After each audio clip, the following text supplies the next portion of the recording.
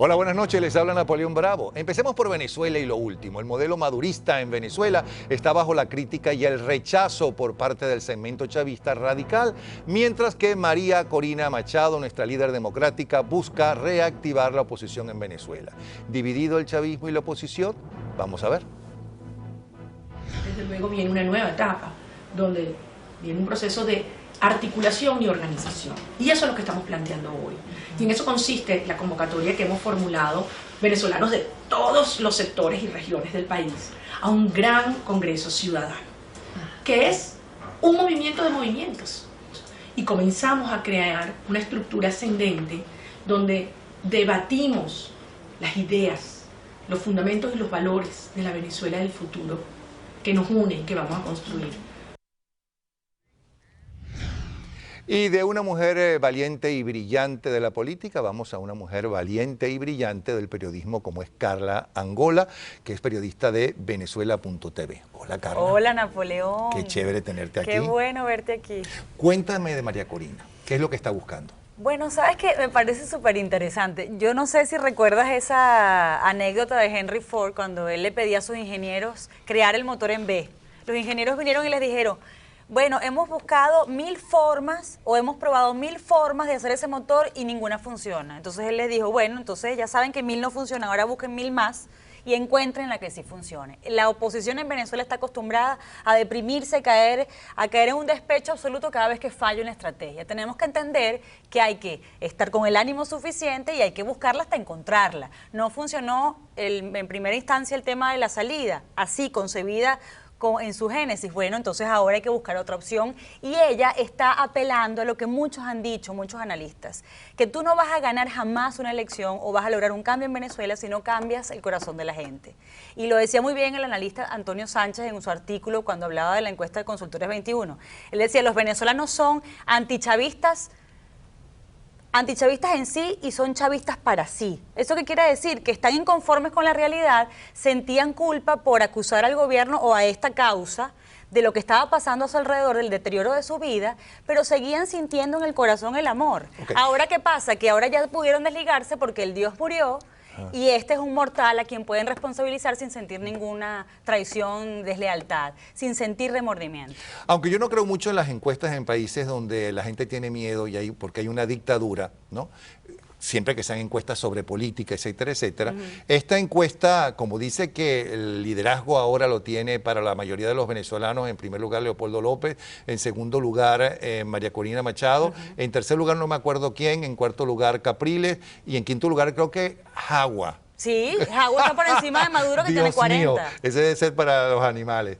Pero, en fin, José Hernández, ¿qué está pasando en el país? ¿Y de qué error está hablando Carla? ¿De la MUD? En el país... ¿De la posición de la MUD? En el país está pasando una Le cosa... pregunto esto con muy mala intención porque me encanta pelear con él, aunque somos amigos, porque él es director ejecutivo de la MUD en Miami. En el país está pasando lo que todos sabemos que se ve todos los días. Una inflación que ya está en el rango de la hiperinflación, una inseguridad galopante que no se puede detener, un desabastecimiento brutal y una impunidad rampante que raya en el 97%. Pero todo eso lo sabemos, que hemos dicho. ¿Pero qué pasó? Y bueno, la mesa, la directiva renunció y ahora están tratando de recomponerse de alguna manera. El problema de la mesa, como la unidad democrática, como me gusta llamarla a mí, es que es un proceso de unidad, no es necesariamente un partido político y que también dentro de este proceso los partidos se descargan la responsabilidad en la mesa y se olvida de que los partidos son los que tienen que organizar a la sociedad en ese tipo de cosas que hay que conseguir también. Lo que está haciendo María Corina me parece muy interesante porque es una propuesta, está logrando una propuesta, está articulando una cosa sin haberse salido de la MUD. La propuesta de la constituyente sin haberse salido de la MUD de parte de Voluntad Popular es otra propuesta, pero es que los partidos tienen que organizarse en ese tipo de propuestas. No necesariamente ese es el papel de la MUD. El papel de la MUD es el papel de articular a los integrantes. Pero fíjate, la MUD en este momento acaba de dar unas declaraciones bien interesantes, claro, porque está defendiendo ahora a los estudiantes presos. Y fíjense estas cifras que da la MUD.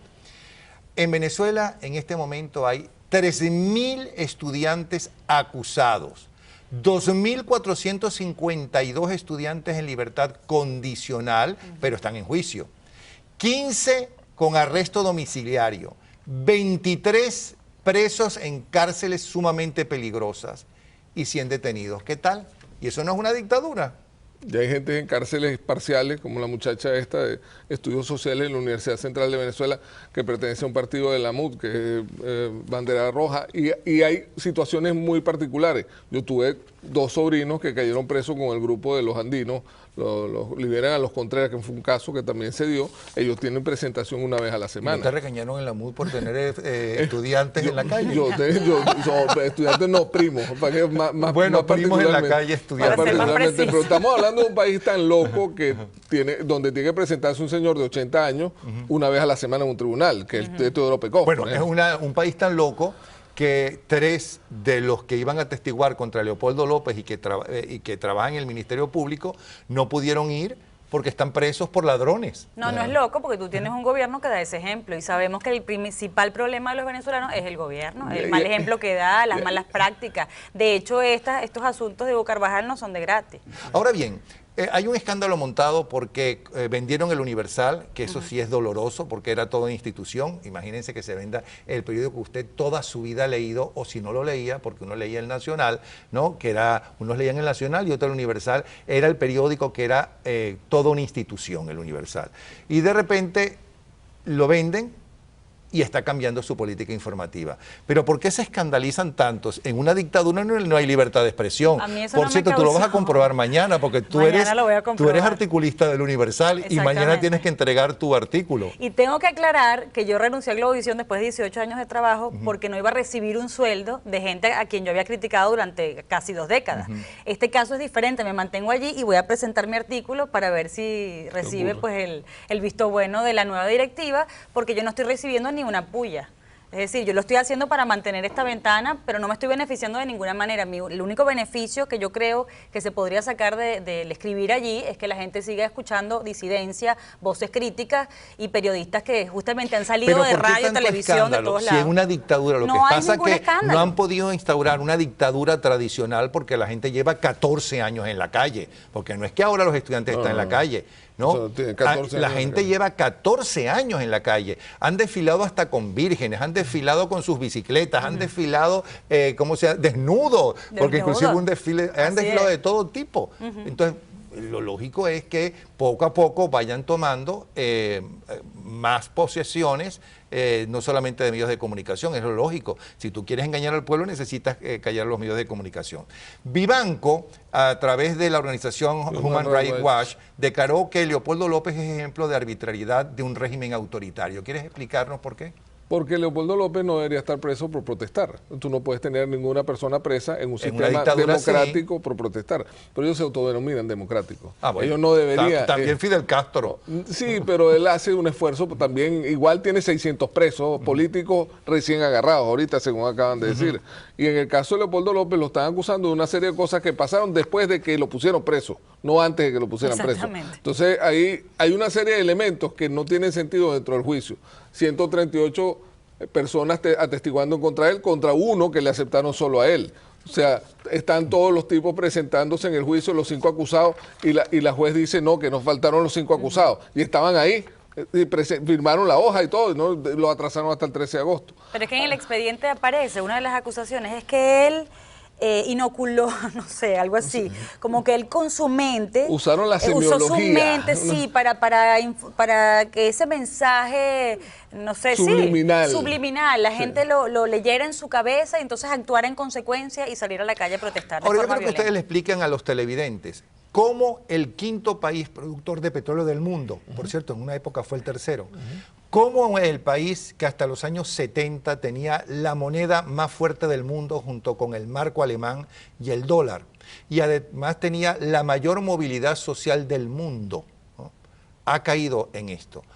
¿Cómo Venezuela, teniendo más riqueza, ¿no?, por habitante que los Estados Unidos, ¿no?, o que Colombia, bueno, infinitamente más que Colombia, o que cualquier país europeo, no hay papel toalé, o hay escasez de papel toalé, se va la luz, es un desastre, no se puede Napoleón, vivir? que es muy fácil. En Explíquele. cualquier hogar, si tú gastas más de lo que recibes o gastas todo el dinero sin invertirlo, sin permitir que ese dinero se mueva, Sin ahorrar. entonces se desaparece, tú no ahorras. El ahorro es solamente para tu propio beneficio, para mantenerte en el poder, para comprar Pero ya va, intereses ya va. y- Dile a esta y gente que te apoyos está viendo, internacionales. que trabaja todo el día, y con razón se queja, que para conseguirse $1 hay que trabajar bastante. Sí. ¿Cómo no? Ya sí lo Explícale sabemos. porque no te van a entender, van a creer que es mentira. Porque hay un problema que son las instituciones, Napoleón. O sea, tú tienes un país que durante 40 años, que fue la República Civil, hubo unas instituciones que tenían la habilidad por lo menos de tratar de corregirse y encontraron una solución hipotéticamente en la aparición de Chávez, cuando apareció Chávez. Pero resulta que Chávez inició un proceso revolucionario que completamente... Pero un momentico. ¿Y por qué Chávez aparece? Atención, porque esto está sucediendo en buena parte de nuestros países y muchas veces aquí en los Estados Unidos, el populismo, cómo empezaron a insultarse entre ellos los dirigentes políticos para conseguir el voto de la gente, cómo empezaron a acusarse de ladrones y muchos no lo eran, pero no llegaban a conclusiones y la gente se hartó de ellos. Pero la particularidad del caso de Chávez es que él arrancó con una historia para reemplazar lo malo que venía dentro del mismo proceso institucional y arrancó una famosa revolución. Revolución entre comillas. Todas las revoluciones, la rusa, la cubana, arrancan con un proceso de supuesta anticorrupción brutal. O sea, es una cosa, un tratamiento de choque. Stalin se le consiguieron los sueldos en un closet guardado porque no sería uno de los mayores asesinos del mundo, pero tenía una relación particular con la corrupción. En el caso especial de la revolución venezolana es que arrancó corrupta, era al revés. O sea, no arreglaron nada, todo lo contrario, era para robarse todo. Sí. Por último, se clausuró el tercer congreso del PSUV, que es el partido de gobierno, y lo primero que dijeron es que hay que generar la unidad de todos los sectores, es decir, que están divididos. Sí. Ellos mismos lo dicen. Pero ellos están en esa discusión desde siempre, desde siempre, porque el 30% de voto duro, que es el voto más fanático al oficialismo, se está desvaneciendo. Estas políticas económicas que están tomando porque se han quedado sin dinero, ahora tienen que aumentar la gasolina, que en mi caso, el tanque de mi carro yo lo llenaba con 3 bolívares. 3 bolívares, ahora se necesitan 100 bolívares. ¿Eso qué quiere decir? Que tú aumentaste, vas a hacer un aumento de 2.700, 3.000%. Eso ni la gente que más lo adore va a soportar. Bueno, gracias, Carla. Esas Carla. medidas económicas son las que van a hacer que esas lealtades, las más firmes, se terminen de quebrar. Gracias, Carlos. Gracias, José Hernández. Prométeme que la próxima vez sí vamos a pelear. Eso depende del productor. Ok, ya regresamos, porque al regresar Rusia responde a las sanciones occidentales y cómo responde además, hacia dónde va Colombia después de esta nueva toma de posesión de Santos. También, en medio de miles de heridos y muertos, las amenazas van y vienen entre Israel y Hamas. Y sufre un duro golpe la industria porno, ya verán por qué. ¿A que no lo saben? ¿A que no se lo imaginan? De agosto y durante todo un año los rusos no podrán importar productos agrícolas, materias primas y alimentos de Estados Unidos, la Unión Europea, Canadá y Noruega, tal y como ha confirmado el primer ministro ruso. Una prohibición que llega como represalia a las sanciones impuestas contra Moscú por su apoyo a los separatistas prorrusos en la crisis abierta con Ucrania. La medida tiene un gran calado ya que Rusia es un gran comprador de productos agroalimentarios. Entre enero y mayo de este año el volumen de importaciones superó los 12.600 millones de euros. Pero las autoridades rusas podrían ir más allá en su respuesta y estarían barajando la posibilidad de cerrar su espacio aéreo para todos los vuelos en tránsito hacia Asia procedentes de Europa y Estados Unidos. ¿Qué dice al respecto Alberto Milián? Yo creo que es de muy pocas consecuencias. Yo creo que es una señal de la desesperación que está sintiendo Putin. A pesar de la posición y la ventaja que él le ha sacado a esta situación, hay que recordar que tiene más de 20.000 tropas que están en la frontera con Ucrania, que posiblemente van a llevar a cabo una intervención en un momento determinado. ¿Una anexión ilegal como hizo con Crimea? Mira, los insurgentes que están en Ucrania no tienen el poder para derrotar al gobierno de Ucrania. Si van a llevar a cabo algo efectivo para tomar más territorio ucraniano, van a tener que depender de las tropas rusas. Y están retrocediendo, tengo entendido que cada vez tienen menos espacio, ¿no? Sí, pero mira, tienen ciertas ventajas. Por ejemplo, hoy mismo se dio la noticia que tumbaron otro avión MiG-29 usando el mismo sistema que se utilizó para derribar el avión de los pasajeros. Yo lo que sí estoy pensando es que Putin está jugando un juego muy peligroso. Primero, que va a buscarse más enemigos en Europa. Por supuesto, ellos pueden hacer intercambio con Latinoamérica o con Turquía para comprar estos comestibles que ellos compraban. Sí, pero los europeos también dependen del gas que le vende Rusia. Sí, pero esto no afecta al gas. Esto está afectando más... Pero si Rusia le corta el gas... Sí, pero Rusia no lo va a hacer porque Rusia necesita ese dinero también. Lo que esto está representando es que el que va a salir más perjudicado va a ser el consumidor ruso. va a disminuir el tipo de producto que pueden comprar y posiblemente les suba el precio. Putin está jugando un juego muy peligroso porque esto pudiera causar que sea derribado y puede perder el poder precisamente porque las medidas que está tomando ahora para dar una fachada política de desafío van a ser contraproducentes en la opinión pública rusa. Ahora bien, mucha gente que nos está viendo puede decir, bueno, pero eso está muy lejos. Imagínate tú, allá Rusia, Ucrania, no sé qué.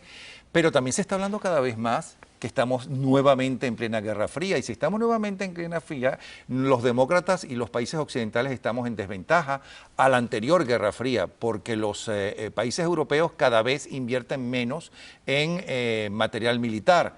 Y están dependiendo, vuelvo a repetir, del gas, ¿no? Y además tienen el problema de los radicales musulmanes en todo su territorio, que también son otros enemigos de guardar, ¿no? Donde solamente queda Estados Unidos, ¿no?, para enfrentarse a todo eso. Las familias norteamericanas son las que van a ver irse a sus hijos a la guerra nuevamente. ¿Hasta qué punto todo esto es una película de ciencia ficción o de horror más que de ciencia ficción, o hay algo de base en todo lo que estoy diciendo? Yo creo que hay un fracaso sistemático de la política exterior de los Estados Unidos. Sí hay una nueva Guerra Fría, no es con Rusia. Rusia es un poder regional, no tiene la capacidad de proyectar poder, no tiene la capacidad que tenía cuando era la Unión Soviética, no tiene la marina de guerra que tenía antiguamente, no tiene las bases en el exterior, no tiene esa capacidad para meterse en guerras en África o en Latinoamérica. Pero sí hay una nueva Guerra Fría, bien lo dijiste, los fundamentalistas, por ejemplo, la crisis que se está presentando ahora en Irak, la persecución de los cristianos, la crisis que hay en Libia, la crisis que hay en Somalia, la crisis que hay en Siria, y los Estados Unidos no se presenta. Entonces, desde ese punto de vista, yo creo que los Estados Unidos ha creado un vacío como la única lo que está superpotencia. pasando en Latinoamérica. Bueno, en Latinoamérica se le ha dicho por estrategas norteamericanos que es el continente olvidado. Y eso es parte no solamente de esta administración, pero de la previa administración. Pero en todo esto, individuos como Putin se están tomando ventajas, se están aprovechando de la situación. Pero no creo que es el mismo tipo de la Guerra Fría. El interrogante que se hacen muchos analistas desde el punto de vista internacional es ¿por qué responde tan tarde los Estados Unidos? ¿Por qué los Estados Unidos no responde a tiempo y con medidas enérgicas que pueden desafiar o derrotar a este tipo de individuos como lo que es Putin? ¿Y usted tiene respuesta a eso? Yo creo que hay una visión dentro de esta Casa Blanca de no ser activista, de extraer a los Estados Unidos de la guerra en Afganistán, en Irak, no estar presente, no actuar. Mira, se sabe que hace un año los informes de inteligencia le dijeron a la Casa Blanca que había un gran peligro que ISIS se iba a aprovechar, que iba a entrar en territorio de Irak y quería atacar precisamente al gobierno de Bagdad. No se hizo nada. En mayo de este año se le pidió al gobierno de Barack Obama que tomara algún tipo de acción, fuerza aérea, en contra de ISIS. No se hizo nada. Ahora vemos la persecución de 40.000 cristianos.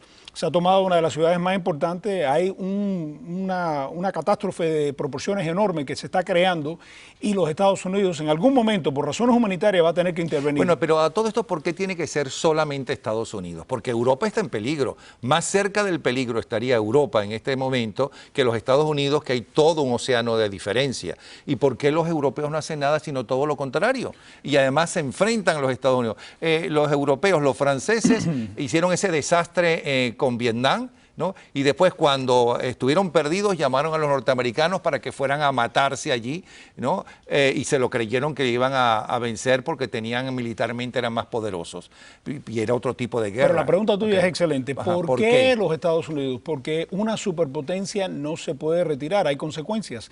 Durante la Segunda Guerra Mundial la intervención norteamericana fue clave, la asistencia militar americana, económica, fue esencial. Ok, todo eso entendido, pero ¿por qué la diplomacia norteamericana a sus aliados, por lo menos de antes, yo creo que cada vez son menos aliados, europeos, no llegan a acuerdos y no les exigen cosas? Porque la diplomacia solamente tiene efectividad cuando se respeta el poder militar y económico de una nación. Es decir, la diplomacia es simplemente la facilidad de yo tratar de convencerte cuando tú estás convencido que yo estoy armado suficientemente bien para derrotarte si las cosas empeoran. Y los Estados Unidos... Lo que hizo Reagan con Gorbachev y la Guerra de las Galaxias. Yo creo que mucho de lo que hizo Reagan, pero la política coherente que había bipartidista norteamericana enfrentando a la Unión Soviética, que no era republicana y no era demócrata, era bipartidista, representaba una serie de principios. Estamos en contra del comunismo, estamos en contra de la dictadura. Eso se ha perdido. Fíjate que Francia hace cuestiones de unas semanas ha anunciado que le va a vender 2 buques de guerra a Rusia. Entonces esto representa que no hay coherencia, no hay un frente unido como había durante la Guerra Fría. Y ese es el pecado más grande de la política exterior norteamericana, es la incapacidad de crear esa alianza, ese frente unido y de no ofrecer soluciones. Bien me dijiste que 2/3 partes de la necesidad de energía de Europa vienen de Rusia. Los Estados Unidos pudiera cambiar eso dramáticamente si existiera la voluntad política y no existe en estos momentos. Pero insisto, esa gente que nos está viendo que tiene hijos como para mandarlos a la guerra, porque esos son los que mandan a la guerra, Claro. al frente de guerra, ¿están en peligro de una guerra? Yo creo que mientras más deteriore la situación en lugares como en Ucrania, en lugares como en Siria, en lugares como Irak, sí, incrementa ese peligro de que vamos a ser forzados en un momento determinado. Esa fue la lección que aprendimos después de la Primera Guerra Mundial, donde había un pensamiento de aislar a los Estados Unidos de los problemas de Europa. Nos vimos forzados a regresar en la Segunda Guerra Mundial. Nos tratamos de aislar en los años 50 y nos vimos forzados a ir a Corea, a ir a Vietnam y después todas las otras guerras que participamos directa o indirectamente. Una de las razones que uno se prepara a la guerra es para preservar la paz. Y el peligro existe. En un mundo peligroso, los Estados Unidos tienen intereses y tiene obligaciones y se va a ver forzado a intervenir en un momento determinado. Así que tienes toda la razón. Usted dice que Obama se va a ver forzado. Obama. Bueno, pudiera ser el presidente Obama o pudiera ser otro presidente. Pero otro presidente va a tardar años. Bueno, no importa, pero la realidad es que estos problemas se van cultivando a través de años, algunas veces décadas. Y entonces uno tiene que tratar de extirpar el problema mucho antes que se convierta en una crisis. Esa es la buena diplomacia, esa es tener una visión, una estrategia mundial y una política exterior que va a evitar la crisis que va a forzar a los Estados Unidos a intervenir militarmente. Entonces, ¿qué nos quiere decir? Que republicanos y demócratas en el Congreso, ¿no?, y en la calle y en la televisión, en lugar de estar peleándose los votos, deberían estar peleando por el país, unidos por el país y por los intereses del país, cosa que uno no siente ahora o uno está equivocado. No, tienes mucha razón. Mira, el 4%, solamente el 4% de la población norteamericana estima que el Congreso está haciendo buena obra. Yo creo que en muchos casos se está hablando mucha política y crítica y contracrítica, pero no se está desarrollando una política coherente como hubo durante la Segunda Guerra Mundial, la Guerra Fría. Es decir, establecer cuáles son los objetivos nuestros en la política exterior y cómo podemos lograr esos objetivos y no entrar en la politiquería barata simplemente para ganar elecciones. Desde el punto de vista militar, para mí eso es lo más importante, tener una política coherente de los líderes civiles que, en resumidas cuentas, son los que dictaminan cuál va a ser la política civil y la política militar y la política diplomática de los Estados Unidos. Pues muchas gracias, señor Milián. Al Gracias regresar, ¿cuál es la nueva propuesta de Santos o será más de lo mismo? Además, el conflicto en Gaza continúa entre ataques y amenazas y por protección sufre la industria porno. Ya venimos.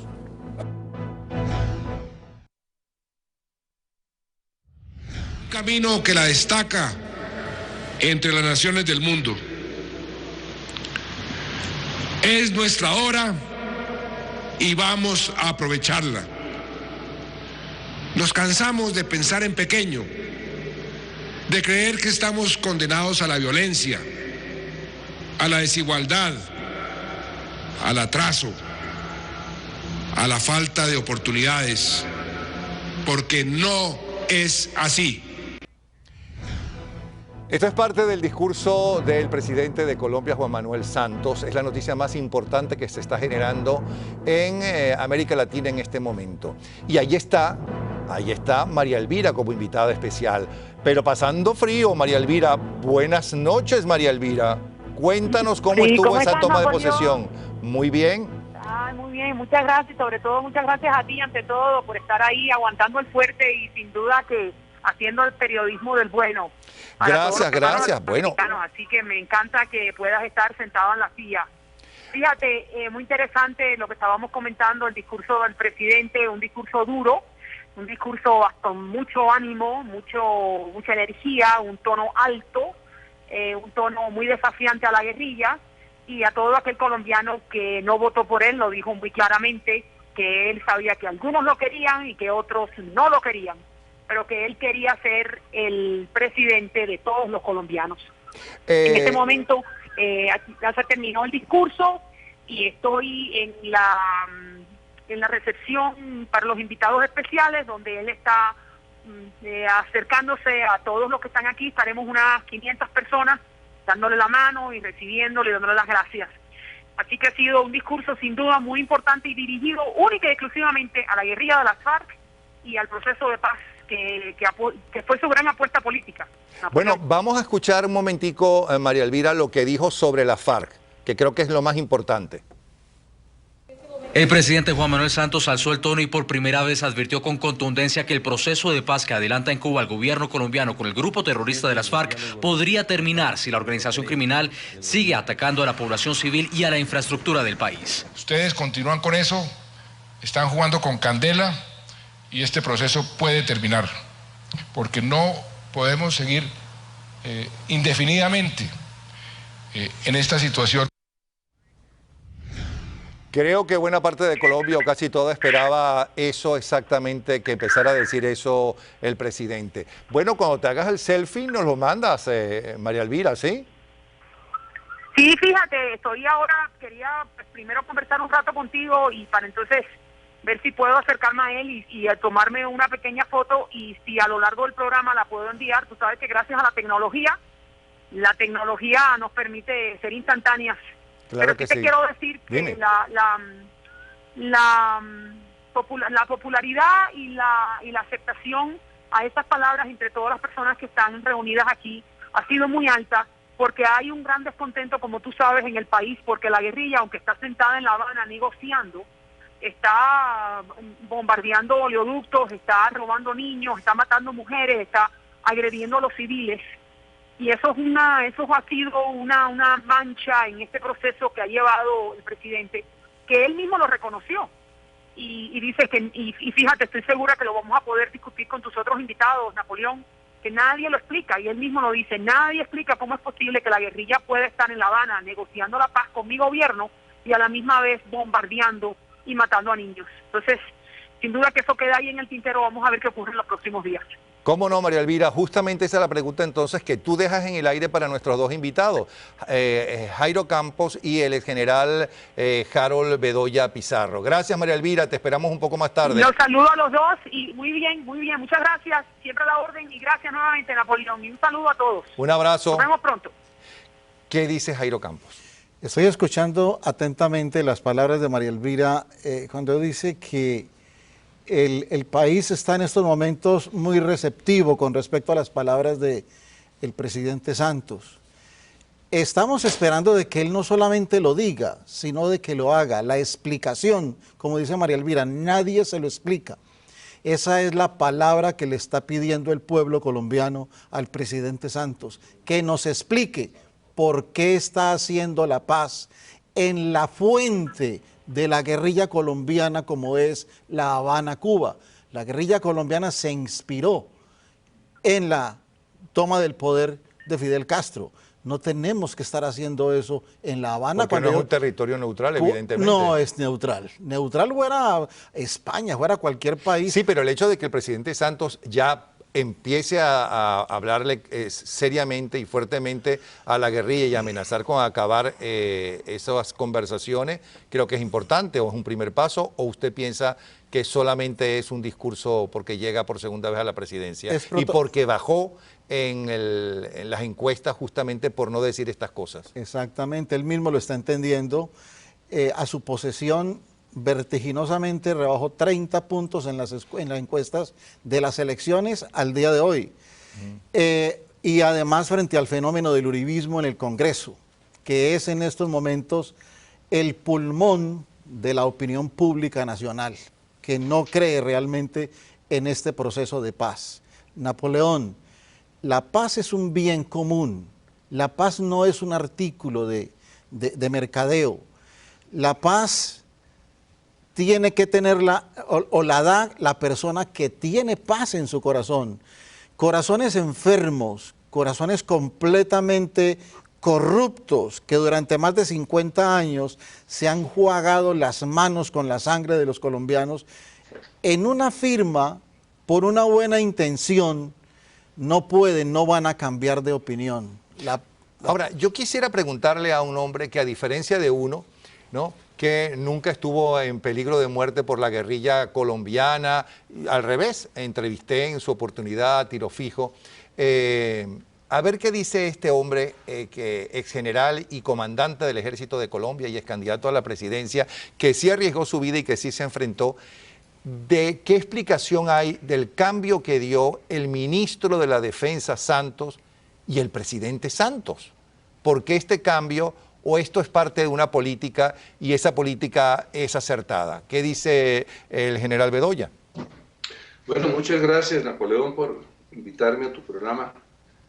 Pero la realidad es que este presidente, Juan Manuel, desde el año 96 ya estaba en contacto con las FARC, sí se puede decir clandestinamente, sin autorización de nadie ni del gobierno, planeando exactamente lo que está haciendo y lo que hizo durante sus 4 años de gobierno. Es decir, él no está improvisando.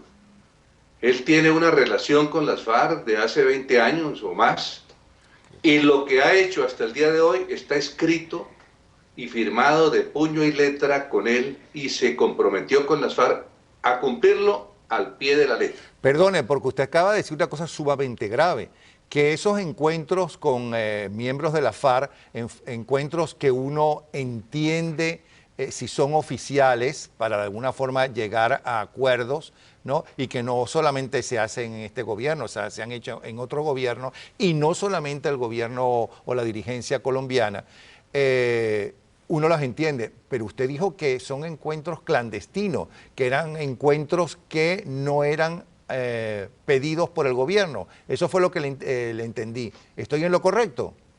Exacto, correcto, sí. Pero eso es gravísimo lo que usted está diciendo. Eso lo ha hecho él desde el año 96. Hay documentos escritos, ¿no?, en donde él dice qué es lo que hay que hacer con las FARC. Desafortunadamente estos documentos la opinión pública no los digirió, no los conoció a fondo, pero se han venido cumpliendo a partir del momento en que él fue elegido presidente hace 4 años. Es decir, todo lo que hemos hablado, lo que se ha dicho, lo de Cuba, lo de los países amigos, los países pues, que están colaborando, eso estaba planeado. Es decir, nada se ha improvisado. ¿Planeado para llegar a qué? ¿A que la extrema izquierda se apodere de Colombia o que los violentos, este grupo narcotraficante de la FARC, ¿no?, deje las armas? ¿Planeado con qué fin? Pues con el fin de tomarse el Estado colombiano, porque ellos no están detrás ni de ir al Congreso, ni de gobernar. Ellos lo que quieren es tomarse el Estado como un todo. Usted está diciendo que el presidente, usted está diciendo, perdone, que el presidente Santos está haciendo lo que en su oportunidad hizo Fidel Castro, que llegó con un crucifijo, y después Chávez Frías, que se decía muy democrático y que Fidel era comunista y que él no era comunista, que Santos tiene la misma trayectoria, que quiere hacer exactamente lo mismo. Mire, me refiero a las FARC. Los acuerdos con las FARC llevaban a esos diálogos que te digo existen desde, por lo menos tenemos documentos que nos indican que desde el año 96 Juan Manuel Santos estaba en contacto con ellos y prácticamente hizo acuerdos aún más.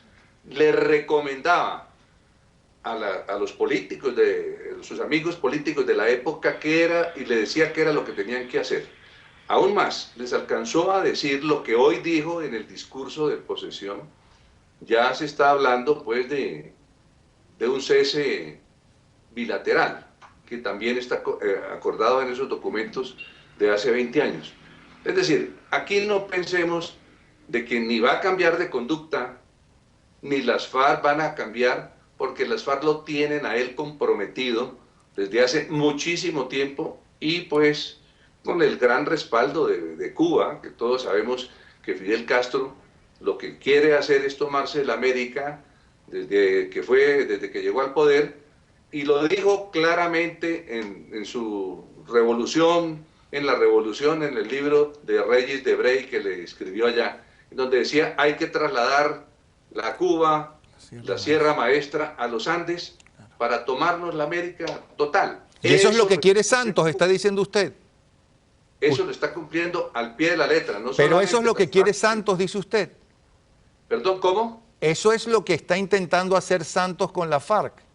Eso es lo que está intentando hacer Cuba y es lo que está intentando hacer las FARC y Santos ha sido, dijéramos, el instrumento que están utilizando para tomarse a Colombia, porque todos sabemos que Colombia ha sido el primer objetivo castrista desde los años 60, desde que él asumió el poder. Aquí nos mandó el ELN, a Venezuela le mandó a otro grupo y a Centroamérica otros tantos, pero no ha podido, en Colombia no ha podido coronar, como tampoco pudo coronar en Venezuela, pero ahora ya, como bien que militarmente es imposible tomarse el poder, porque el Estado colombiano, las fuerzas militares no se lo permiten, se inventaron los diálogos y se inventaron pues los procesos políticos con las FARC, porque eso sí les va a permitir a ellos no solo legitimarse, no como grupos terroristas que estaban siendo calificados y narcotraficantes que estaban siendo calificados por Estados Unidos y por la Comunidad Europea, sino como un ejército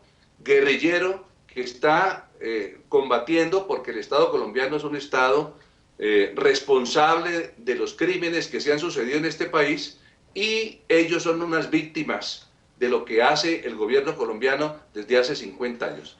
De manera que el terreno está preciso para ellos continuar abonándolo. Desafortunadamente para el presidente Santos y para las FARC y para Cuba, el país de Colombia no cree en estos diálogos, y como acabo de oír también, pues la opinión pública está toda en contra, en este momento, en contra de los diálogos por la cantidad de crímenes que han venido desatando en los últimos días, en el último mes. Bueno, general, muchísimas gracias. Quien dijo todo esto y la firma es el ex general y comandante del Ejército de Colombia, Harold Bedoya Pizarro. Gracias a Jaime Campos, y vean este video. Y mucho menos entiende que sigan causando víctimas civiles, incluyendo niños, como ocurrió en Miranda. La paciencia de los colombianos y de la comunidad internacional no es infinita. Señores de las FARC, están advertidos. Al regresar, en Gaza, entre artillería y amenazas se vive el día a día. Además, y también los preservativos en la industria porno afectan la producción, así como escucharon. No se muevan.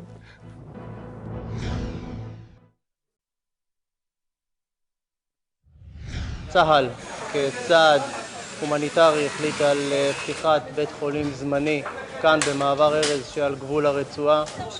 היכולות שלנו בהיבט של בית החולים הן יכולות של מיון, יכולות של אשפוז, רפואת נשים וחדר לידה, רפואת ילדים, בית מרקחת, עובדי מעבדה, חופשים, אחיות, רופאים. יש פה ציוד בכמות מאוד מאוד גדולה. זו המשימה שלנו, אנחנו יודעים לעשות אותה, וכמו שאתה רואה, אנחנו יודעים לייצר אותה גם בזמן אפס. בשבועת חיל הרפואה אנחנו נשבעים לתת סיוע רפואי לכל אדם באשר הוא אדם. Y mientras que Hamás desafía y jura que la guerra no cesará, Israel anuncia que responderá con alto calibre cualquier ataque en su territorio. 3.300 cohetes, 1.900 vidas. Señor Samuel Herberg, empresario judío mexicano, esto no va a terminar, ¿no? Porque faltan pocas horas para que termine esta nueva tregua de paz. Correcto, mañana a las 8 de la mañana. Primeramente, gracias por tenerme en el segmento, Napoleón.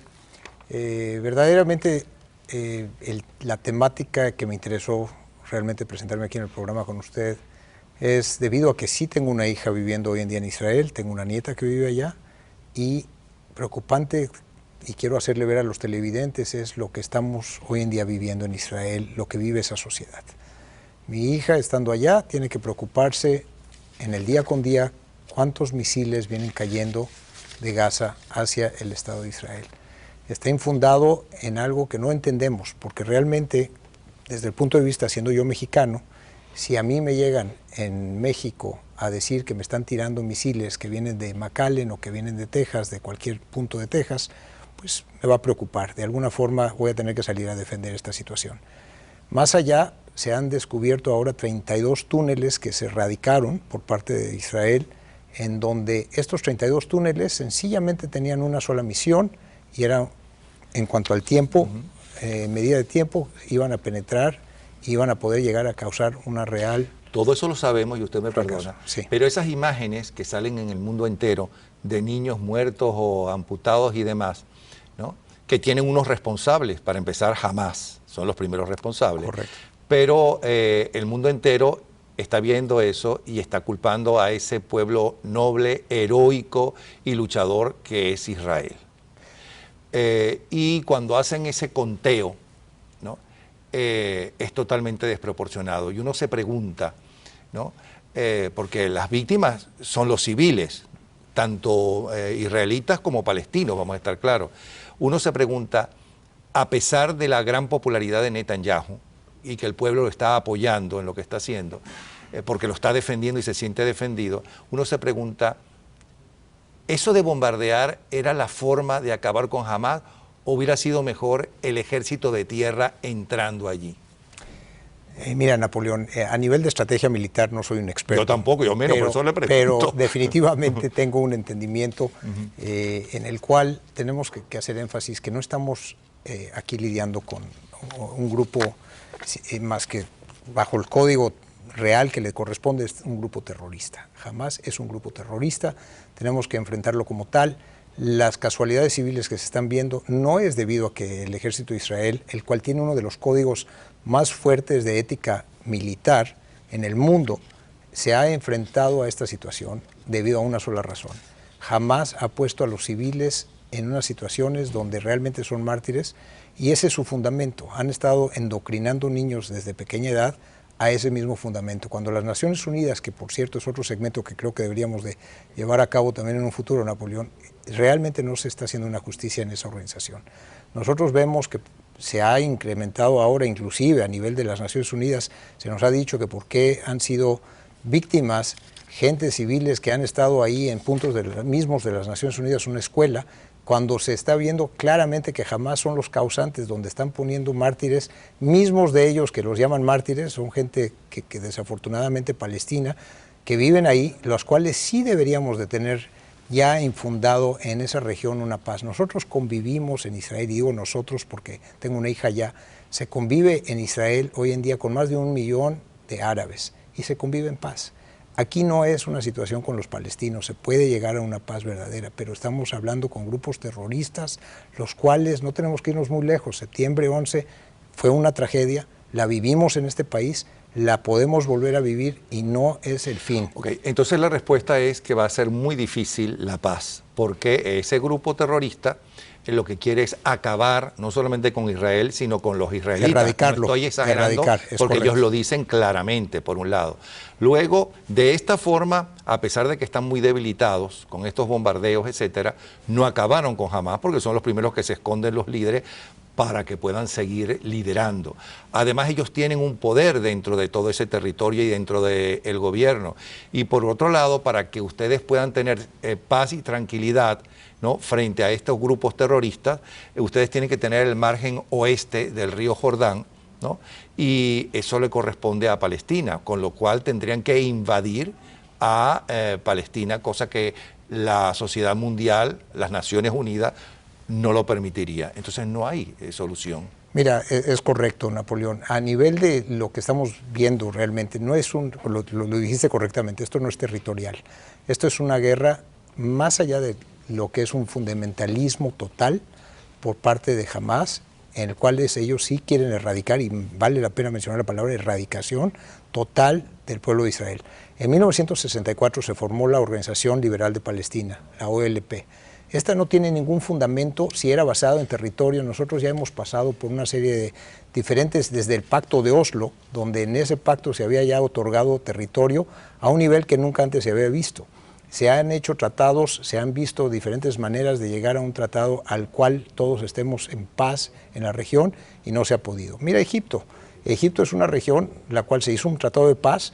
Miremos Jordania. Y regresando a Egipto, el Sinaí se retornó a Egipto, bueno, donde fue una verdadera paz. Todo eso, está mencionando a los cabo. países que antes apoyaban a Hamás y financiaban a Hamás, pero ahora se han dado cuenta, al igual que Israel, que el problema no es Gaza, el problema que tienen todos ustedes, y incluyendo a los países que les rodean, es el fundamentalismo, es decir, es el radicalismo islámico. Correcto. Que a la larga es el mismo problema que tienen los europeos y que más tarde tendrán los norteamericanos. Así es, las Américas no estamos exentos. Bueno, sino que el 11 de septiembre lo tiene usted ahí. Así es. Entonces, estamos en una situación de extremo peligro, todos, no solamente su hija que está en Jerusalén, Así ¿no? es. Y no solamente los que no son sus hijos, pero son hijos de palestinos que están en Gaza. Estamos todos en un problema. Totalmente. ¿Y cómo solucionar eso? Porque lo peor que hay es el fanatismo religioso mezclado con el fanatismo político. Eso es lo peor que puede haber. ¿Usted tiene una solución a eso? Yo creo que tenemos que verlo más allá. Esto es un problema del mundo, no es un problema exclusivo de Israel. Tenemos que confrontarlo como es. Se ha entrado en la región para tratar de confrontarlo. Tenemos que estar vigilantes y ser muy juiciosos de cómo vamos a llevar a cabo este proceso. Definitivamente, regresando a Napoleón al punto, sí se puede hacer una paz en la región, pero no lo podemos hacer con grupos fundamentales. Acabando con Hamás. Entonces bien difícil. Bueno, muchísimas gracias. Al regresar, bueno, vamos a ver unas fotos de María Elvira ahora allá en Colombia. Y al regresar, y por favor, esto no se lo digan a María Elvira cuando regrese, porque me va a regañar a mí y no al director y a los productores, vamos a hablar de pornografía. La industria porno en California en declive después del uso del condón. Sí, señor, así están las cosas.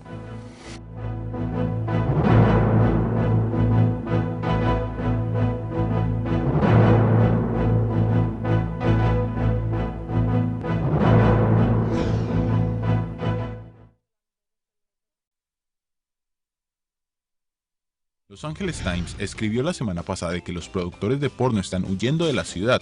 ¿Pero por qué?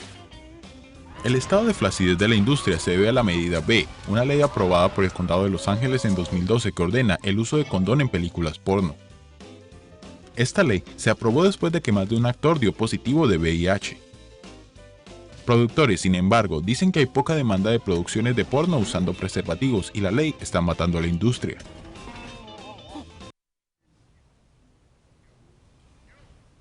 Pues así están las cosas. Así están las cosas en el mundo. Nos vamos a despedir hasta mañana. Estaremos nuevamente con ustedes. Hasta mañana.